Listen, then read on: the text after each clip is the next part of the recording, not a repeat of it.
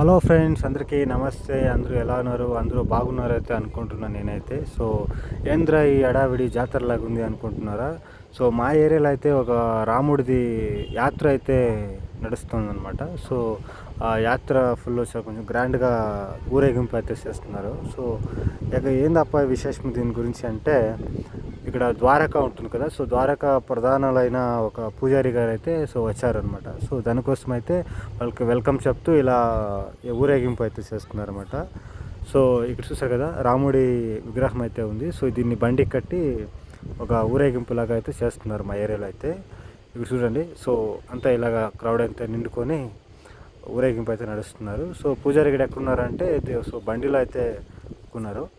So చూసారు కదా, పక్కా మన విలేజ్ స్టైల్లో అయితే ట్రెడిషనల్గా ఊరేగింపు అయితే ఇక్కడ నడుస్తూ ఉంది. సో ఇదంతా కేరళ స్టైల్లో బ్యాండ్ అనమాట. సో చాలా గ్రాండ్గా అయితే మెరువైనగా అయితే చేస్తున్నారన్నమాట. సో చూసారు కదా, ఇవన్నీ చూస్తుంటే మా ఊర్లో అయితే ఇక దేవరులకి అట్లాంటి పండుగలకి అయితే ఇలా వేషాలు వేసుకుంటూ వచ్చి డ్యాన్స్ అయితే ఆడుతుంటారు కదా. సో అలాగైతే నేనైతే ఫీల్ అయ్యాను.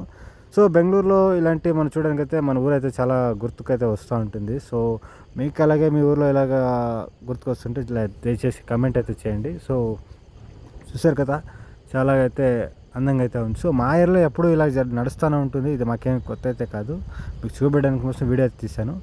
సో పూజారి గారు అయితే ఇలా కూకున్నారు కదా. సో వాళ్ళే అనమాట. సో ప్రధానులు ద్వారకా ప్రధాన పీఠం నుంచి వచ్చిన ప్రధానులని చెప్తున్నారు. సో వీళ్ళే అనమాట. సో అలాగే వీడియో ఇష్టమైతే దయచేసి లైక్ చేసి సబ్స్క్రైబ్ చేయండి. Thank you.